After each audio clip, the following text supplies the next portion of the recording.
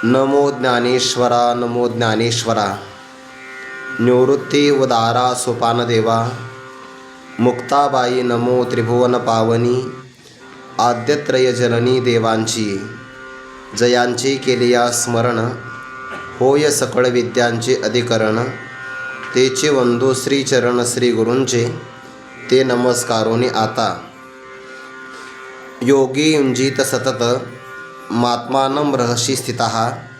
एकाकीयत चित्तात्मा निराशीर परिग्रहः। होका आत्मनिवेदना तळीची जे पीठिका होय सख्याची। पार्थ अधिष्ठात्री तेथीची मातृकागा। कैवल्य साम्राज्य चक्रवर्ती विश्वमौली ज्ञानोबाराय सकल ब्रह्मनिष्ठ गुरुजनांच्या परमकृपेने श्री भगवती ज्ञानेश्वरीच्या 6व्या अध्यायाचा विचार आपण करत आहोत।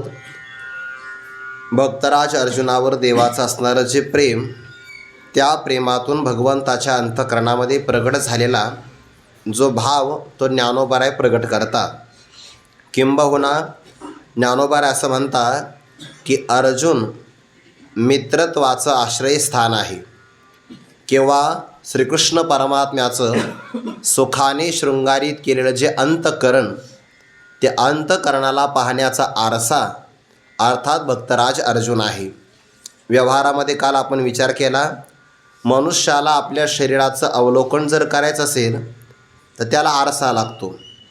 कितीही स्वच्छ आरसा जरी असेल तरी तो शरीर दाखवतो, अंतःकरण मात्र दाखवू शकत नाही। कारण अंतःकरण किंवा मन अमूर्त आहे, निराकार अव्यक्त आहे। अव्यक्त अमूर्त असणाऱ्या अंतःकरणाला पाहायचं असेल तर ज्ञानोबाराय उपमा देतात की सुखे शृंगारलिया मानसा। मानस म्हणजे अंतःकरण, तेही अंतःकरण सामान्य पुरुषाचं नाही, श्रीकृष्ण परमात्म्याचं अंतःकरण। आता भगवंताचं अंतःकरण म्हटलं की ते अंतःकरण व्यापक आहे, कारण भगवंताचं स्वरूपच अमर्याद अनंत आहे। देवाच्या बाबतीतला विचार असा आहे की भगवंताच्या स्वरूपावर भगवंताचे सत्वगुण प्रधान असणारी माया नावाची उपाधी ते भगवंताच्या स्वरूपाला आच्छादित करत नाही। वास्तविक जीवाचं स्वरूप आणि ईश्वराचं स्वरूप तत्वता लक्ष स्वरूप एकच आहे। जीवाच्या स्वरूपाला कुटस्थ चैतन्य म्हणतात आणि ईश्वराच्या लक्ष स्वरूपाला ब्रह्मचैतन्य असं म्हणतात। मग चैतन्यामध्ये 2 प्रकार झाले, अद्वितीय सिद्धांताची हानी झाली, अद्वैतवादाची हानी होईल, तर असा भाव मात्र नाही। ब्रह्मचैतन्याच्या ठिकाणी आणि कुटस्थ चैतन्याच्या ठिकाणी जेही आपल्याला 2 नामाभिधान प्राप्त झाली असं वाटतं तो उपाधिकृत भेद आहे।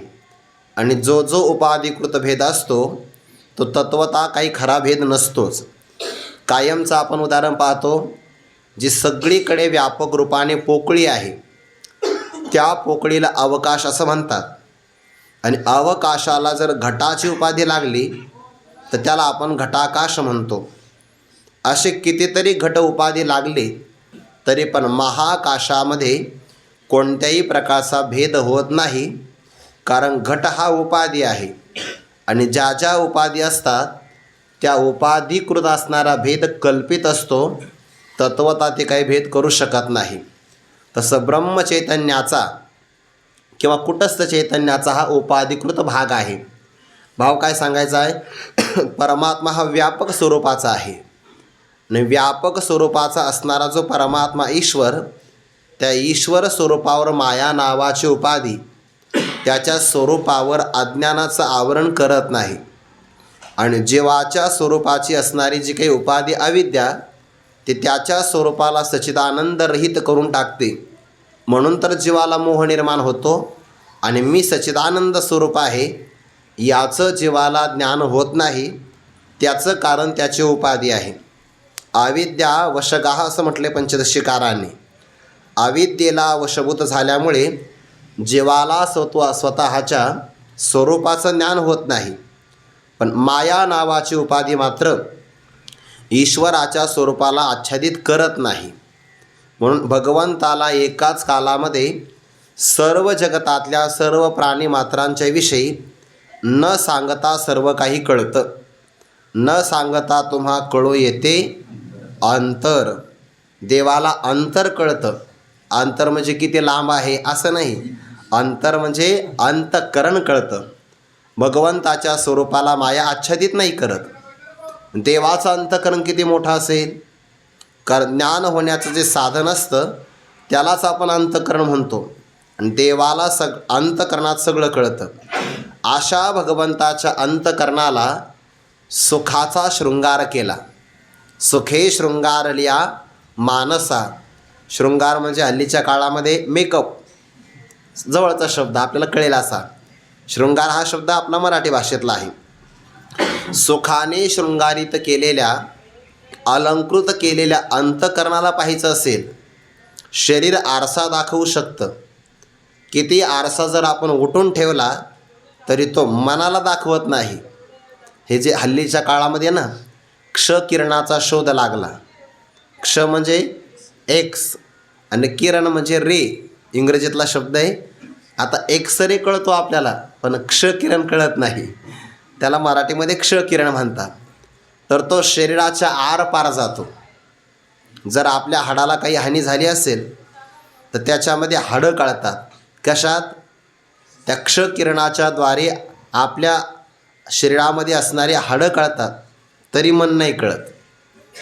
अंतःकरणाला ते क्ष किरणही पाहू शकत नाही. अंतःकरण हे अमूर्त आहे. पण ज्ञानोबाऱ्यांचा भाव असा की सुखाने शृंगारित केलेल्या देवाच्या अंतःकरणाला पाहायचं असेल आणि ते देवाला पाहायचं असेल तर फक्त अर्जुन नावाचं व्यक्तिमत्व आरसा रूपाने आहे.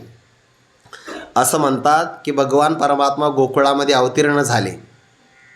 आता ते भगवंताचं सौंदर्य कोटी कंदर्पदर्प हारी सौंदर्य आहे देवाचं. अनंत असणाऱ्या कामदेवाने भगवंताचं सौंदर्य पाहिल्याबरोबर त्याने मोहित व्हावं. जगात सगळ्यात सुंदर स्त्री कोण असेल? लक्ष्मी माता. सगळ्यात सुंदर. क्षीरसागराचं मंथन केल्यानंतर लक्ष्मी माता वरमाला घेऊनच प्रगट झाल्या. प्रत्येकाला असं वाटायचं की तिने आपला स्वीकार करावा, पण लक्ष्मी मातेनं प्रत्येकाचं चरित्र पाहायला प्रारंभ केला. इंद्राचं पाहिलं, आणि याची सत्ता कायमची नाही. इंद्र राजा आहे देवाचा, पण काय करावं? ब्रह्मदेवाच्या एका दिवसात 12 तासात 14 इंद्र येतात आणि जातात. म्हणजे इंद्राच्या वाट्याला 1 ताससुद्धा येत नाही. 12 तास 14 जण आले. तसे 12 भाकरीन 14 माणसं खायला आले तर प्रत्येकाच्या वाट्याला एक एक पूर्ण येणार नाही. म्हणजे इथले तर त्या मानाने थोडे भाग्यवान म्हणावं लागेल की 5 वर्ष राहतात. मग ते 5 वर्षे खूप अल्प आहे. आता ब्रह्मदेवाचा दिवस किती मोठा. जै चौकडिया सहस्र जाई ते ठाये ठावो विळची होय. पण तरीसुद्धा देहाचे पुरंदर 14 जाती. कलियुग, द्वापार, त्रेता आणि सत्ययुग हे 4 युग एकत्र केले की यांची संख्या होते 43,20,000 वर्ष. याला चौकडी म्हणतात. आणि या चौकडीला 1000ने गुणाकार केला की जेवढी संख्या येते मला माहिती नाही, तेवढा ब्रह्मदेवाचा 12 तासाचा कालावधी आहे.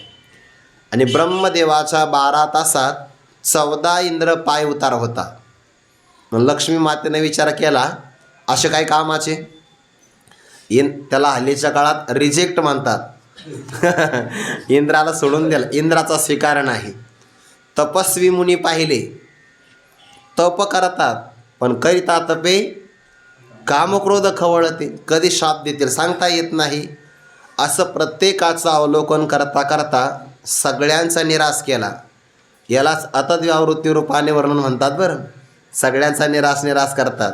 जसं श्रुती मातेनं नेतिपदाने कार्यकारणात्मक जगताचा बाध केला, तसं लक्ष्मी मातेनं सर्वांचा त्याग केला, अस्वीकार केला. आणि फक्त एकच व्यक्तिमत्व राहिलं, ते म्हणजे भगवान महाविष्णू. हे असो लक्ष्मी स्थिरावली मुकुंदी जैसे. आणि ते देवाचं सौंदर्य पाहिलं. सौंदर्याचा अगोदर अभिमान होता. ज्या व्यक्तीला ज्या गोष्टीचा अभिमान असतो की नाही, त्या क्षेत्रातली त्याच्यापेक्षा एक काकण बरका श्रेष्ठ होणारी व्यक्ती असावी लागते, तेव्हा अभिमान जातो. उदाहरणार्थ चांगदेव महाराजांना सिद्धीचा अभिमान होता. वाघावर बसून आले, विषारी सापाचा चाबूक आहे, सिद्धीचा वापर केला. ज्ञानोबाराय म्हटले, असं का? बरं, तो सिद्धीमध्ये वापर करतो का? तुझ्यापेक्षा श्रेष्ठ सिद्धी वापरतो. त्यांच्या सिद्धीचा वापर करून चेतनावर सत्ता म्हणजे वाघावर ज्ञानोबारायांची चालवेली जड भिंती, त्यांच्यापेक्षा पुढं आहे की नाही. आणि मग चांगदेव महाराज विचार करतात, आपल्याकडं तर सिद्धी आहे, पण जिवंत प्राण्यावर चालते, यांची सत्ता जडावर चालते. या बाबतीमध्ये आपल्यापेक्षा हे श्रेष्ठ आहे. तसं सौंदर्याचा अभिमान लक्ष्मी मातेकडं होता. ज्ञानोबारा म्हणतात, मग अभिमान सांडोनी पांडवा, सर्वस्वे करुणी सेवा, ते पाय धुवावयाच्या दैवा, पात्र झाली श्रीकृष्णाची या सौंदर्यापुढे. लक्ष्मी भुलोनी झाली वेडे, मदन पोटा आले बापुडे, ते कुणीकडे इंद्रचंद्र, इतकं देवाचं सौंदर्य पाहिलं. आणि त्या लक्ष्मी मातेला मोह निर्माण झाला देवाच्या विषयी, की माझ्या स्वरूपाला योग्य वर हाच आहे. भगवान क्षीरसागराकडे पाहत होते. लक्ष्मी माता वरमाला घेऊन गेली, भगवंताने पाठ फिरवली. आता भगवंताने पाठ फिरवली तर त्याला असं वाटलं की बहुतेक आपल्याकडं पाहिलं नसेल. दुसऱ्यांदा पुन्हा समोर गेली लक्ष्मी माता, तरी देवाने पाठ फिरविली. आणि मग लक्ष्मी माताच प्रार्थना करते, प्रभो माझा तुम्ही स्वीकार करा. भगवान म्हणले, जमणार नाही. सगळ्यांचा त्याग करून इथपर्यंत आली लक्ष्मी माता. आणि ज्याच्याविषयी भावना आहे तो म्हणतो मी स्वीकार करणार नाही. का? भगवंताने सांगितलं, अहम भक्त पराधीनः, मी भक्ताच्या अधीन आहे. माझं संपूर्ण शरीर मी भक्ताला दिलं आहे, त्यामुळे तो माझ्या अर्धांगिनी होऊ शकत नाही. अर्धांगिनी तुला व्हायचं असेल तर माझं अर्ध शरीर तुला द्यावं लागेल ना. आणि मी अगोदर सगळं शरीर भक्ताला देऊन टाकले सेवेसाठी. लक्ष्मी मातेने विनंती केली, मी कुठं म्हणते आहे की मला अर्धांगिनी करून घ्या, तुमच्या चरणाची मला सेवा द्या. म्हणून पाय लक्ष्मीच्या हाती, ते पाय धुवावयाच्या दैवा, पात्र झाली चरणकमल संवाहन करावं, असा लक्ष्मी मातेला अधिकार प्राप्त झाला. किंवा लक्ष्मी ऐसी जयाची दासी, तुकोबाराचं हे प्रमाण आहे. सौंदर्याने संपन्न परमात्मा, की लक्ष्मी मातेला सुद्धा मोह निर्माण व्हावा. आणि त्या भगवंताने गोकुळात राहत असताना एका खांबाला आरसा लावलेला होता. सहज भगवान तिथपर्यंत रांगत आले आणि देवाने त्या आरशामध्ये स्वतःला पाहिलं. आता आरशातलं सौंदर्य पाहिल्याबरोबर भगवंतालाच असं वाटलं, काय गोड दिसतो हा आरशातला माणूस. स्वतःचं प्रतिबिंब होतं, पण स्वतःच्या प्रतिबिंबाला पाहिलं तर देव स्वतःच्या प्रतिबिंबालाच मोहित झाले. इतकं सौंदर्य की भगवंताला असं वाटलं, हे सौंदर्य संपन्न जो आरशातला आहे ना, तो आपल्याला प्राप्त व्हावा. तो कोण होता? तो हाच होता. पण जसं भगवंताला आपलं सौंदर्य पाहण्यासाठी गोकुळामध्ये एक आरसा मिळाला, तसं देवाचं सुखाने शृंगारी झालेलं अंतःकरण पाहण्यासाठी तिथे तरी शरीर विग्रह होता. त्या विग्रहाला पाहण्याकरिता आरसा मिळाला. पण काय अर्जुनाच्या अंतःकरणातली भूमिका असेल किंवा अर्जुन नावाचं व्यक्तिमत्व काय असेल, की सुखाने शृंगारित केलेलं देवाचं अगोदरच देव सुंदर आहे. अगोदर सौंदर्याची खान, सुखाचा सागर, सुखनिधी आहे. आणि त्या परमात्म्याला सौंदर्यासाठी अंतःकरणातलं पुन्हा सौंदर्य वाढावं म्हणून सुखाने शृंगारित करावं. सौंदर्यामध्ये किती वाढ झाली असेल किंवा सुखामध्ये किती उत्कर्ष झाला असेल, आणि त्या सुखाचं अवलोकन करायचं असेल तर फक्त अर्जुनाकडे पाहावं. थोडक्यात असा की देवालाही आपण किती सुखरूप आहे हे जर पाहायचं असेल तर त्याला अर्जुन नावाचा आरसा लागतो. सुखे शृंगारल्या मानसा दर्पण तो, या परी बाप पुण्य पवित्र. ज्ञानोबा म्हणतात, बाप रे बाप, काय पुण्याने पवित्र आहे अर्जुन. या जगामध्ये भक्ती नावाचं बीज रोपण करायचं असेल, बीजारोपण म्हणतो ना आपण त्याला, याला चांगल्या प्रकारचं क्षेत्र म्हणजे अर्जुनाचं अंतकरण आहे. सा त्वस्मिन् परमप्रेमरूपा, देवावर केलं जाणारं परमप्रेम, या प्रेमाला भक्ती असं म्हणतात. नारद महर्षींनी भक्तिसूत्रामध्ये अनेक प्रकारची लक्षणं इतरांची सांगितली, आणि जेव्हा त्यांच्या भक्तिसूत्राच्या लक्षणाचा विचार आला तेव्हा नारद महर्षींनी एक सूत्र सांगितलं, नारदस्तु तदर्पिताखिलाचारता तद्विस्मरणे परम व्याकुलता इति. असं नारदांचं म्हणणं आहे. भगवंताला सगळ्या प्रकारची कर्म समर्पण करायची आणि देवाचं विस्मरण झालं की परम व्याकुलता निर्माण होणं, याला भक्ती असं म्हणतात. नारदांना विचारलं, तुम्ही सिद्धांत सांगितला, सिद्धांताचं पुष्टीकरण करावं यासाठी एखादा दृष्टांत सांगा बरं. एखादं व्यक्तिमत्व आहे का या जगामध्ये? आहे एखादी व्यक्ती? तेव्हा नारदांनी सांगितलं, यथा व्रजगोपिकानां, व्रजामध्ये राहणाऱ्या गोपिका, त्यांच्या ठिकाणी आम्हाला हे लक्षण दिसलं की तदर्पिताखिलाचारता तद्विस्मरणे परम व्याकुलता इति. देवाचं विस्मरण झालं की परम व्याकुलता निर्माण होणं आणि देवाला सगळ्या प्रकारची कर्म समर्पण करणं, असं भक्तीचं लक्षण तिथं दिसलं. ज्ञानोबा या ओवीत सांगतात, जगामध्ये भक्ती नावाचं बीज, ज्ञानेश्वरीमध्ये काही बीजाचा विचार आला. एक बीज आला आहे ज्ञान बीज. ऐसा हा उत्तर उत्तर, ज्ञान बीजाचा असे विस्तार, परी हे असो अपार, असं भगवंताने 4थ्या अध्यायामध्ये म्हटले बघा. श्रद्धावान लभते ज्ञानम तत्पराः संयतेंद्रियाः ज्ञानम लब्ध्वा पराम शांतीम अचिरेण अधिगच्छति. या श्लोकावर हे भाष्य आहे. ज्ञान बीजाचा विस्तार, जे ज्ञान नावाचं बीज ज्ञानेश्वरीमध्ये आलं आणि प्रस्तुत ओवीमध्ये भक्ती नावाचं बीज आलं. म्हणजे कुठं मिळतं? हे बाजारात नाही मिळत. एरवी आपण जर दुकानामध्ये गेलो तर बियाणं मिळतात. तसं भक्ती नावाचं बीज, ज्ञान नावाचं बीज, हे शब्द आलेले आहेत.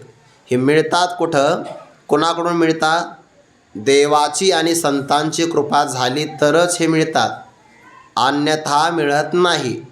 मुख्यतस्तु महत्कृपयैव भगवत कृपा लेशाद्वा. महापुरुषांची जर कृपा झाली किंवा भगवंताच्या कृपेचा लेश प्राप्त झाला तर तो श्रीकृष्ण कृपे पात्र याची लागी, असं म्हटलं आहे की नाही. भगवंताच्या कृपेला पात्र अर्जुन का झाले? याच कारणामुळे की पुण्याने पवित्र आहे. आणि जगामध्ये भक्ती नावाचं बीज ज्या चांगल्या जमिनीमध्ये पेरावं ते अर्जुनाचं व्यक्तिमत्व किंवा अंतकरण आहे, आणि म्हणून देवाची पूर्ण कृपा प्राप्त झाली. आता भक्ती बीजाचा भाव आला. भक्ती नावाचं बीज आहे. या बीजाचा जर विस्तार पाहायचा असेल, भक्ती शब्दाचा अर्थ तो प्रेम, आणि प्रेम नावाचं बीज ज्या जमिनीमध्ये पेरल्यानंतर विशेष प्रकारचं फल प्राप्त होतं. ज्ञानोबाऱ्यांचा भाव असा आहे की बीजारोपण करत असताना जमीन चांगली असावी लागते. प्रसंगाला जमीनही चांगली असते, बीजही चांगलं असतं, आणि वापसा नसेल तर तरी ते लागत नाही, अंकुर त्यातून निर्माण होत नाही. म्हणून तर सुक्षेत्री आणि ओलटे, बीजही पेरिले गोमटे, तरी आलोट फळ भेटे परी वेळे की गा. जमीन चांगली आहे, वापसा साधलेला आहे, चांगल्या प्रकारचं बीज पेरलं आहे, पण त्याला फळ यायला वेळ लागतो. फलाची प्राप्ती होण्यासाठी वेळ लागतोच. तसं अर्जुनाचं अंतकरण सुक्षेत्र आहे, वैराग्याची भूमिका प्राप्त, आणि यामध्ये भगवंताच्या कृपेचा वापसा, त्यामध्ये भक्ती नावाचं बीज अंकुरित झालं. देवाचं असणारं प्रेम अंतकरणात असेल तर त्याला भक्ती म्हणतात. आणि त्या भक्ती एकच स्वरूपाची आहे, पण त्या भक्तीमध्ये 9 प्रकार संभवतात.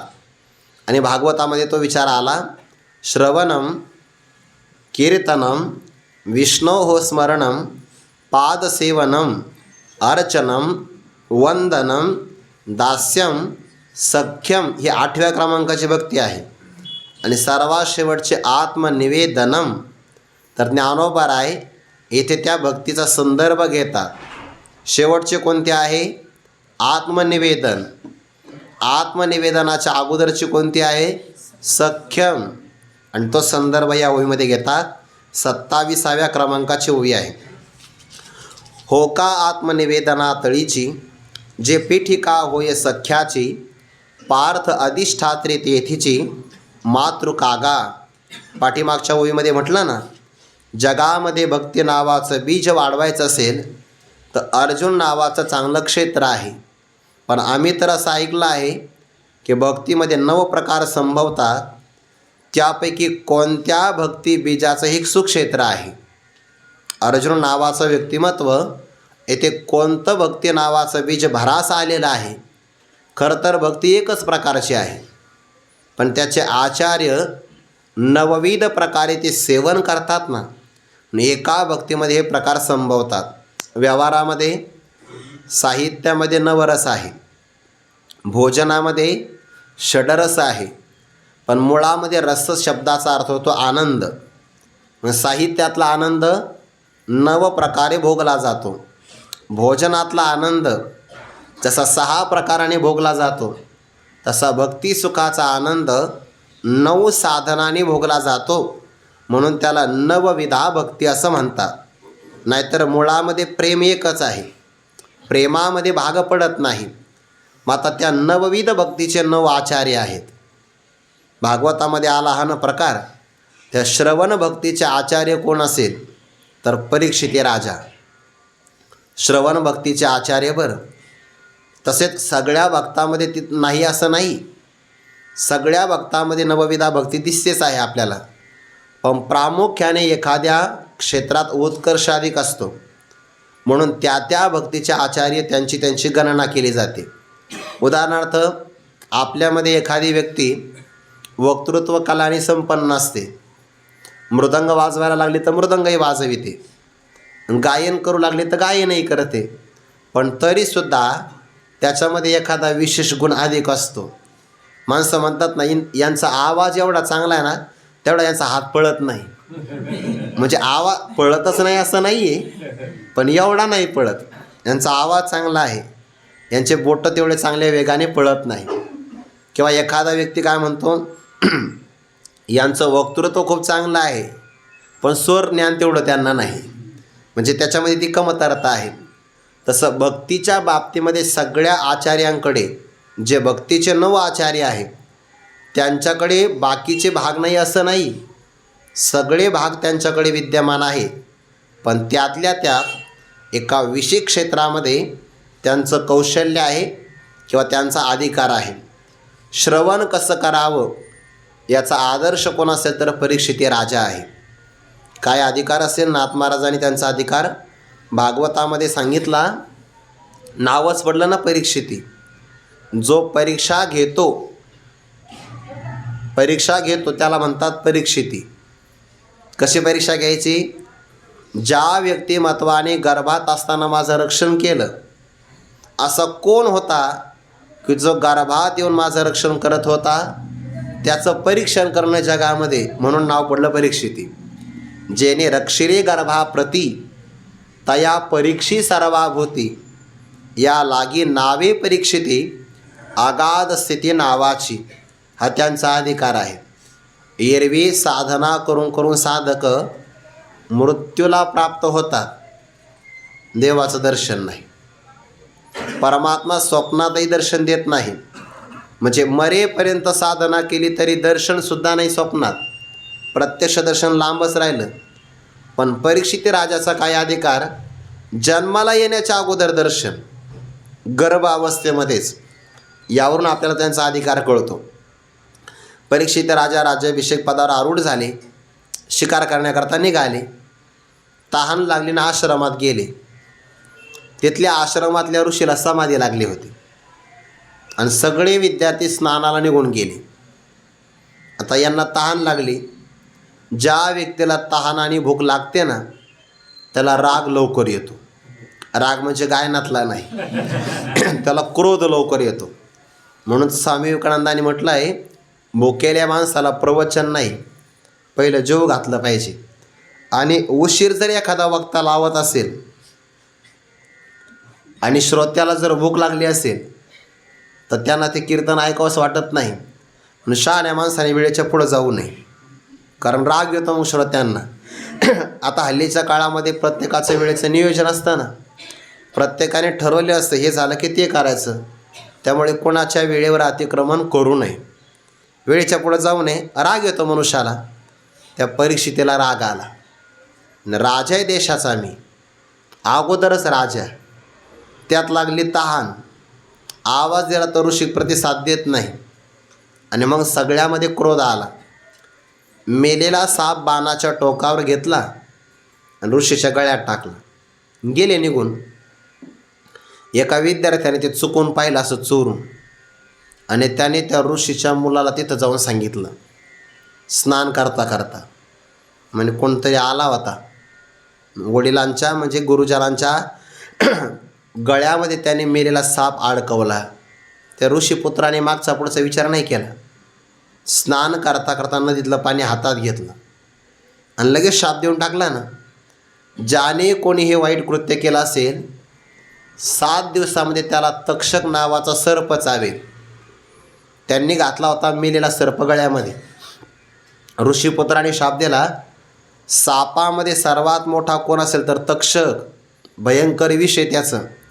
त्याने फुंकर जरी मारली तर मोठे मोठे वटवृक्ष त्याचे राख होते. असा तो तक्षक नावाचा सर्प. आणि तक्षक नावाचा सर्प परीक्षिती राजाला चावणार. दिला शाप. तो मुलगा माघारी आला, ऋषीची समाधी उतरली आणि त्याने सांगितलं, बाबा तो रडू लागला. म्हणे क्षमा करा, तुमचा अपमान झाला, पण मी शिक्षा दिली. आणि काय शिक्षा दिली? म्हणे शाप दिला. अरे अंतर्ज्ञानाने पाहिलं, देशाचा राजा आहे तो आपल्या, त्याला माहिती नाही मला समाधी लागली आणि तो कशाला शाप दिला? शाप दिल्यानंतर किंवा आशीर्वाद दिल्यानंतर तप राहत नसतं. शाप जरी दिला तरी तप राहत नाही. आणि एखाद्याला आशीर्वाद दिला तर अगोदरच नसतं आपल्याकडं तप, पण आशीर्वाद द्यायची आपल्याला खूप सवय नसतं ना. खरं त्याच्या नशिबात ते नसतं, पण आपण त्याला आशीर्वाद देऊन टाकतो. आता राजाला कसं ते, राजाच्या बाबतीमध्ये ऋषी त्याला भेटायला गेले, परीक्षित राजाला. ते मुकुट होता ना जरासंधाचा, त्यामुळे बुद्धीत बदल झाला होता. मुकुट काढला परीक्षित राजाने आणि विचार आला की अरे आपण काय करून बसलो. पश्चाताप झाला, पण आता काय करता, गेले होनी न चले आता काही.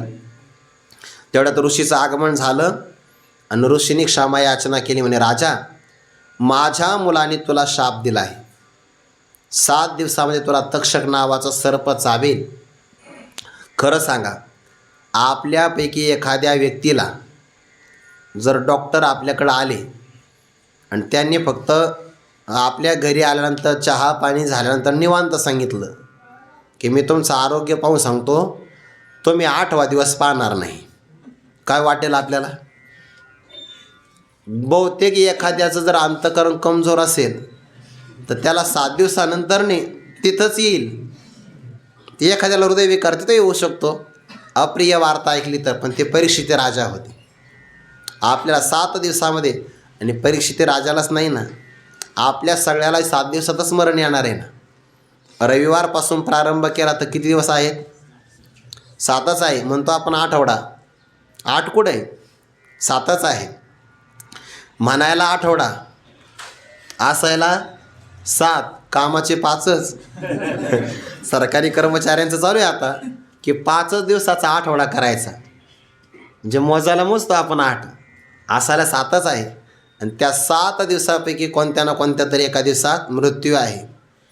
लगेच राज्याचा परित्याग, गंगेच्या काठावर विराजमान झाले आणि त्यांचा अधिकार बघून गोदोहन मात्र वेळेपर्यंत कोणाच्या तरी अंगणात थांबणारे श्रीमद परमहंस परिव्राजकाचार्य श्री शुकदेवजी महाराज, असं बाबांचा शब्द असतो भारती बाबांचा, जे गोदोहन मात्र वेळेपर्यंत फक्त एखाद्याच्या अंगणात भिक्षा मागण्याकरता थांबायचे, ते परीक्षितीकरिता 7 दिवसापर्यंत थांबले. काय अधिकार असेल? आणि ते पण का थांबले तर त्या शुकाचार्य का थांबले? शुकाचार्यावर या परीक्षिती राजाच्या पूर्वजांचा उपकार होता. म्हणजे कसा उपकार? राजसूय यज्ञ होत असताना त्या ओष्ट्या ज्या पत्रावळ्या होत्या की नाही, त्यावर पडलेला एक भाताचा कण, म्हणजे एक अख्खा तांदूळ, तुकडा नाही, एक अख्खा तांदळाचा कण कोणी खाल्ला होता? शुकाचार्यांनी पोपटाच्या वेशेमध्ये येऊन खाल्ला. वेशामध्ये ते आले, म्हणे आपल्यावर ऋण आहे यांचं, एका तांदळाच्या कणाचं. तर पांडवांचं ऋण फेडावं, संधी नाही मिळाली. म्हणे मग अभिमन्यूचं ऋण फेडू आपण. ते लवकरात लवकर वीरगतीला प्राप्त झाले. मग त्यांच्या वंशातला परीक्षित राजा एका तांदळाच्या कणाच्या मोबदल्यात, चांगला ऐका, एकाच तांदळाच्या कणाच्या मोबदल्यात 7 दिवस निष्काम भागवत कथा सांगितली. नारळसुद्धा घेतलं नाही. आता आपण लोकांच्या पंक्तीच्या पंक्ती खलास केल्या, आपलं काय होईल? राऊत बाबा हा भाव सांगत असतात. 7 दिवसापर्यंत भागवत कथा सांगितली. 9 स्कंद पूर्ण झाले आणि दशम स्कंदाला प्रारंभ करणार. दशम स्कंद मी श्रवण भक्ती सांगतोय बरं, याकरता ते आचार्य काय ऐकावं कसं. 7 दिवसात आपलं मरण आहे. 9 स्कंद पूर्ण झाले, बैठकसुद्धा मोडत नाही. शुकाचार्यानं म्हणावं लागलं, राजा अतिशय त्रास देणारी भूक आणि तहान असते, तुला तहान भुकेची पीडा सतावत नाही का? नैषाति दुस्सहा क्षुन्माम त्यक्तोद्दमपि बाधते पिबंतम त्वन्मुखांबोज च्युतम हरिकथामृतम. उत्तर दिलं परीक्षित राजाने, नाही म्हणे. अत्यंत दुस्सह असणारी तहान आणि भूक मला सतावत नाही. का? तुमच्या मुखारविंदातून पाझरणारं हरिकथा अमृत मी प्राशन करत आहे ना, पिबंतम, त्याच्यामुळे मला हे वेदना सहन होतात, सतावत नाही. ऐकावं कसं? हे परीक्षित राजाप्रमाणे ते श्रवण भक्तीचे आचार्य आहे. श्रवणात त्यांचा अधिकार आहे. आणि गुरुवारी मारुती बाबा सांगत असतात, परीक्षित राजा शुकाचार्यांच्या मुखारविंदातून आलेल्या ज्ञानाने हा परीक्षिती अमर झाला. आणि मग ते विचार करतात, तक्षक का बरं येत नाही, का मला दंश करत नाही? कारण तक्षक आता मला नाही, माझ्या शरीराला चावणार आहे. आणि हा परीक्षिती आता शुकाचार्यांच्या बोधाने अमर झाला, हा भाव आहे. श्रवणातले आचार्य ते आहे. मग श्रवण अर्जुनाचं नाही का? व ऐकावं कसं अर्जुनाप्रमाणे. पण त्यातही पुन्हा ऐकण्याच्या बाबतीतले आचार्य परीक्षिती राजा आहे. कारण मरणाचा प्रसंग जवळ आला आहे, पण तरीसुद्धा कोणत्याही प्रकारे विचलित होत नाही, म्हणून ते श्रवणाचे आचार्य आहे. ते तर म्हणावं लागतं, अधिष्ठात्री ते तिची मातृकागा. श्रवण भक्तीची आश्रयभूत असणारी मुख्य देवता परीक्षिती राजा आहे. पुढची भक्ती आहे कीर्तन भक्ती. त्या कीर्तन भक्तीचे आचार्य आहे नारद मुनी. भागवतामध्ये वर्णन आलं आहे बघा नारदांचं. नाम घेओ निधी देवाचे, हे बिरुद हिरण्यकशिपूचे, त्यासी कीर्तन तुझे रुचे. हे कोणाचं? नारदांचं कीर्तन. म्हणजे हिरण्यकश्यपूच्या राज्यात सप्ते तर होतच नव्हते. आता सप्तेच नाही तर मग महाराजांचा बॅनर कोण छापणार आहे? सप्ते नाही, कीर्तन नाही. पण एवढंही फक्त एकच व्यक्तिमत्व नारद महर्षी, की त्यांचं कीर्तन हिरण्यकश्यपूला सुद्धा आवडायचं. कीर्तन. नारदांना शाप होता दक्षाचा, कारण दक्षपुत्र तपश्चर्या निघाले, तप करा आणि प्रजेची वाढ करा असा वडिलांचा आदेश. ते निघाले तर नारदांनी त्यांना उपदेश केला. ते विरक्त झाले, निघून गेले, घरच नाही आले. दक्षाने परत आपले काही मुलं पाठवले, ते नारदांनी उपदेश दिला आणि पुन्हा विरक्त मार्गालाच पाठवले. ते दक्ष म्हणले, माझ्या मुलाला हे बाबा तिकडं घेऊन जातात, परत मुलगा काही घरी येत नाही. असं घडतं कधी कधी. म्हणून तर काही काही आईवडील महाराजांकडे मुलगा नाही पाठवत. बाबा झाला मग करता काय असं वाटतं त्यांना. त्या दक्षाने शाप दिला की मुहूर्तभरसुद्धा एका जागेवर तुम्ही थांबू शकणार नाही. दक्ष शाप नारदाशी पाही, मुहूर्त राहो नये एके ठाई, तो शाप हरी कीर्तनी नाही, या लागी तो पाही कीर्तन निष्ठू. कीर्तनामध्ये शाप लागत नाही बरं, कीर्तनामध्ये शापही लागत नाही आणि कीर्तनामध्ये विटाळही लागत नाही. भक्तविजय ग्रंथामध्ये आला आहे, हरी कीर्तनी विटाळ नाही, तैसाची हरिहराच्या दर्शनाशी पाही. म्हणजे कलंक लागत नाही, दोष लागत नाही. देवाच्या दर्शनाला गेल्यानंतर किंवा हरिकथेमध्ये शाप लागत नाही, असा तो भाव आहे. किंवा हरिकथेमध्ये परचक्र आलं तरी निवारण होतं, तुकोबारांचं कीर्तन आहे. किंवा कीर्तनामध्ये मुलगा जरी मरण पावला तरी तो जिवंत होतो. अशक्य ते तुम्हा नाही नारायणा, निर्जीवाचे त्यांना आणावया. थोडक्यात कीर्तन हे कल्याणदायक आहे. आणि जर आलंच मरण एखाद्या कीर्तनात तर त्याच्यापेक्षा चांगला योग कोणता आहे? एक तर येतच नाही, त्यालाही भाग्य लागतं, आणि आलं तर मग ते परम भाग्य आहे. अंतकाळी ज्याच्या नाम आले मुखा तुका म्हणे सुखा पार नाही, हे कीर्तन आहे. पण त्या कीर्तनातले आचार्य जसे नारद जे आहे तसे सनकादिकसुद्धा आहे. भागवतामध्ये त्यांचं वर्णन केलं आहे, सदा वैकुंठ निलयाः हरिकीर्तन तत्पराः लीलामृत सोन्मत्ताः कथा मात्रैक जीवनाः, हे त्यांचं वर्णन केलं आहे. हरिशरणम हा त्यांचा मंत्र आहे. आणि त्या मंत्रामुळे फार मोठं जरी वय असेल तर त्यांना वार्धक्य अवस्था स्पर्श करत नाही. जरायुष्मान न बाधते, जरा त्यांना स्पर्श नाही करत. थोडा भाव सांगतो, जरा नावाची अवस्था त्यांना जरासुद्धा बाधत नाही. उच्चारात फरक पडला की अर्थात बदल होता. जरा म्हणजे थोडीशी आणि जरा म्हणजे वार्धक्य अवस्था. जरासुद्धा बाधत नाही. एकच आहे लिहायला, उच्चारात बदल आहे. जड असा अर्थ आहे की नाही. जप उच्चारात बदल झाला की अर्थात बदल होतो. मराठी भाषेचं वैभव आहे.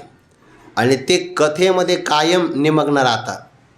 तिघजण भाऊ श्रवण करतात, तेव्हा एक भाऊ त्यांतला कथा सांगतो. तो थकला की खाली उतरतो आणि त्यांच्या जागेवर दुसरा बसतो. त्याला दुसरं काही काम नाही, फक्त कथा मात्र एक जीवना, कथा करणं आणि त्याच्यासाठी जगणं. कथा मात्र एक जीवना, किती गोड भूमिका आहे बरं त्यांची. याला म्हणतात भावाभावाचं प्रेम.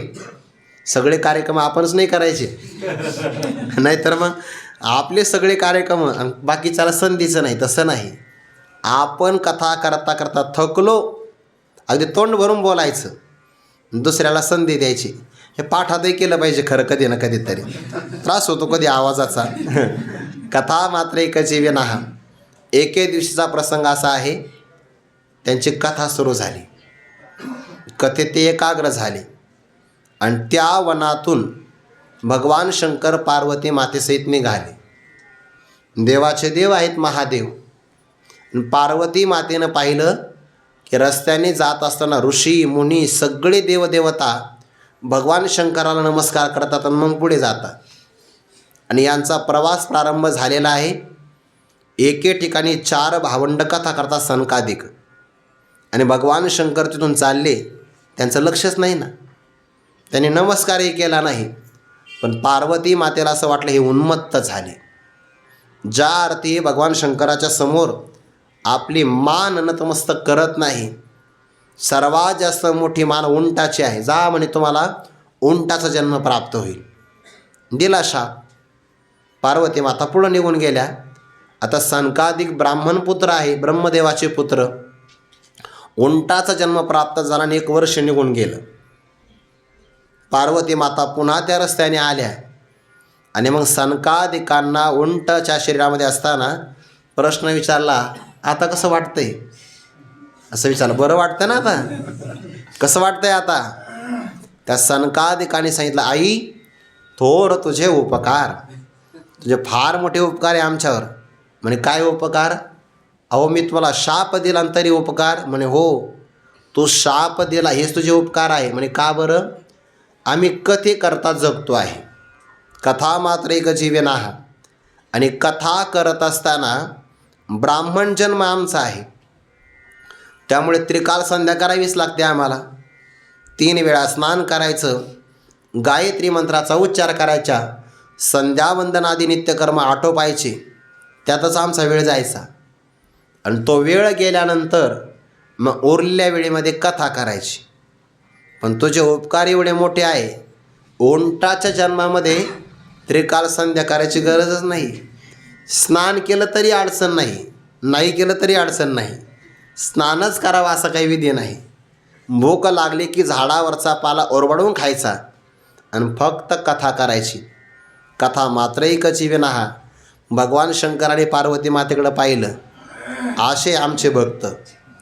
आशीर्वाद दिला तरी अडचण नाही आणि तू शाप दिला तरी त्यांच्या भक्तीमध्ये खंड नाही. पार्वती मातेनं सुद्धा शाप मागं घेतला. कशाकरता उदाहरण सांगितलं? कीर्तन भक्तीचे आचार्य सनकादिक ऋषी आहे आणि श्रवणाचे आचार्य परीक्षिती राजा. स्मरण नावाची भक्ती भक्त प्रल्हादाची, त्याचे ते आचार्य आहेत. त्यानंतर आहे पादसेवनम, लक्ष्मी माता. अर्चनम नावाची जी भक्ती आहे त्या भक्तीचे आचार्य भागवतामध्ये पृथुराजे आलेले आहेत, पृथुराजा. वंदनम नावाची भक्ती अक्रूरांची आहे. श्रवणम, कीर्तनम, विष्णोः स्मरणम, पादसेवनम, अर्चनम, वंदनम. दास्य भक्तीचे आचार्य भगवान हनुमंतराय. भगवान शंकर म्हणजेच हनुमंतराय. तो का म्हणे, रुद्रा अंजनीची या कुमारा, दास्यत्व निकट हनुमंते पै केले, म्हणून देखिले रामचरण. आणि जो दास असतो की नाही, त्या दास्य भक्तीतले दोन शब्द फार गोड आहे. दा म्हणजे दान करणं आणि स शब्दाचा तो सर्वस्व. ज्याने आपलं सर्वस्व आपल्या स्वामीला दान केलं तो खऱ्या अर्थाने दास होऊ शकतो. दासामध्ये समर्पण असतं आणि हनुमंतरायाचं किती मोठं समर्पण आहे. रामायणामधून जर हनुमंतरायाची भूमिका थोडीशी बाजूला केली, आपण वजा केली, तर आपल्याला ते रामायण ऐकावंसं किंवा पाहावंसं वाटणार नाही. इतकी हनुमंतरायाची भूमिका आहे. असं म्हणावं लागेल की कधी कधी प्रभू समर्थ असताना सुद्धा प्रभूलाही हनुमंतरायाशिवाय सोडवणारं कोण आहे. त्या अहिरावणाचा आणि महिरावणाचा एक प्रसंग आला. रावणाचेच आहे ते सोबतचे. अहिरावण महिरावण दोघं भाऊ पाताळात राहत होते आणि युद्ध चालू असताना त्याने अकस्मात ते पाताळातून रस्ता तयार केला. त्याने पाताळातून आलाही, कधी कधी कळत नाही, वरचे रस्ते कळतात, भुयारातले नाही ना कळत. ते पाताळातून रस्ता केला आणि लक्ष्मणजी आणि प्रभू रामचंद्र निद्रिस्त असताना अपहरण केलं. सकाळी सगळे पाहतात तर प्रभूच गुप्त झाले. आता करावं काय? शिबिरामध्ये जाऊन पाहिलं तर भला मोठा खड्डा दिसला. कोण जाणार? किती खोले काही कळत नाही. कधी कधी बोर घेतला ना आपण, कोरडा लागतो बघा, ते मशीन वगैरे बाजूला काढलं, दुसऱ्या दिवशी काही माणसं खडा टाकून पाहतात. त्या खड्याचं पाणी असेल तर त्याचा आवाज येतो. पण तसं काही लोकांनी खडा टाकून पाहू. खडा याच्यात काय खडा टाकायचा? इतकं प्रचंड खोल आहे ते. त्या विवारात जाणार कोण? हनुमंतराने उडी मारली, गेले पाताळात. पाताळात गेले तर ते अहिरावण महिरावण यांनी भगवान श्रीराम आणि लक्ष्मणजी या देवीच्या समोर बळी देण्याचा प्रसंग लावला होता. बळी द्यायचा म्हणे. निद्रिस्त अवस्थेमध्ये ते हनुमंतरायने पाहिलं आणि बघू बरं ती कोणती देवी नेमकी जे प्रभू रामचंद्राचं बळी मागते. देवीच्या मागं गेले आणि त्या अहिरावणाला महिरावणाला सांगितलं, भक्तांनो मी तुमच्यावर प्रसन्न आहे, दरवाजा लावून व्हा बाहेर. दरवाजा लावून ते आता आतापर्यंत देवीने कधी आवाज काढला नाही. देवी खरंच आपल्यावर प्रसन्न झाली का काय? बहुतेक कालची अमावस्या होऊन गेली म्हणून देवी प्रसन्न झाली. झाली देवी प्रसन्न. दरवाजा बंद केला आणि तुम्ही अर्पण केलेला नैवेद्य मी भक्षण करणार आहे, पण मी जेवण करताना कोणाची नजर माझ्यावर पडू नये. मग ते अहिरावणाला महिरावणाला बाहेर घालवलं. ते देवी होती ना, देवी दिली लुटून आणि भगवान श्रीरामाला लक्ष्मणजींना जिवंत माघारी घेऊन आली. भाव काय? प्रभूला सुद्धा संकट पडलं तर हनुमंतरायाशिवाय पर्याय नाही. किंवा शक्ती लागली. शक्ती लागल्यानंतर आता इथं वैद्य कोण आहे? बिभीषणांना विचारलं. म्हणे वैद्य एकच आहे, फक्त पलीकडच्या राज्यात आहे. रावणाच्या लंकेमध्ये एक वैद्य सुषेण नावाचा. पण आता रात्रीचे 12 12:30 वाजले, त्याचा दवाखाना लवकरच बंद होतो. त्याच्यामुळे तो काही जागा होणार नाही. हे वैद्यकीय क्षेत्र असं असतं बरं, हे 24 तास चालू ठेवावं लागतं. कोणाला कधी गरज पडेल काही सांगता येत नाही. सुषेण नावाचा वैद्य, त्याला घेऊन यावं लागेल. तर बिभीषणानं नाव सांगितलं. मग प्रभूने पाहिलं, आता लंकेतली माहिती कोणाला आहे? जो अगोदर जाऊन आला त्याला. मला एक विचारलं होतं एक व्यक्तीने, पण तुम्हाला आळंदीतल्या सगळ्या धर्मशाळा माहिती असेल. मी म्हटलं हो, जिथं जिथं मी जेवायला गेलो त्या सगळं मला माहिती आहे. एवढाच भाव आहे. आता लंकेतली माहिती कोणाला आहे? सगळी हनुमंतरायाला, कारण ते एकदा जाऊन आले होते ना. सुषेण नावाच्या वैद्याचं घर कुठं आहे? रात्री 12 वाजता हनुमंतराय गेले. दिवसभर युद्ध बरं, सायंकाळची काळजी. दासाला रात्री दिवस नेणे, थोडे बहुत न म्हणे, म्हणी याचने दाटपणे साजा होय. दासाला रात्र आहे दिवस आहे, सेवेला काल परिच्छेद नसतो. रात्रीच गेले सुषेण नावाच्या वैद्याच्या घरासमोर. म्हणे आपण जर वैद्याला जाग केलं, परिचय दिला, तर हे प्रभू रामचंद्राला शत्रू मानतील, येणार नाही. म्हणून जाग करून नाही न्यायचा, बाजेसहित नेऊ आपण. झोपला पण पुन्हा विचार केला बुद्धिमत्ता वरिष्ठ, तिथं आपण बाजेसहित यांना नेऊ. जाग झाल्यानंतर पुन्हा म्हणते ते माझं कानातलं घरीच राहिलं. ब्लूटूथ नाही बरं, स्टेटस्कोप म्हणतात त्याला, ते घरीच राहिलं. मग काय करा, पण औषध विसरू शकतं. दवाखान्यासहित उचललं, दवाखान्यासहित हनुमंतरायाने. सुषेण नावाच्या वैद्याला जाग केलं. सुरुवातीला ते म्हणले मी उपचार नाही करा, तुम्ही शत्रू पक्षात आहात. प्रभूने सांगितलं की बळी करण्याच्या आधी, आता कदर थवित व्याधी, बळी करण्याच्या आधी आप पर्ण शोधी सद्वैद्य जैसा. जो खरा वैद्य आहे ना, तो आपला परका असा शोध करत नाही. म्हणून वैद्याने कधी हा माझा, हा परका, हा आपल्या धर्माचा, हा परकीय धर्माचा, हा माळकरी, हा विना माळकरी, हा आस्तिक नास्तिक असा विचार नसतो करायचा. कारण त्यांचं क्षेत्र सेवेचं आहे. आप पर्ण शोधी सद्वैद्य जैसा. नाडी परीक्षण केलं.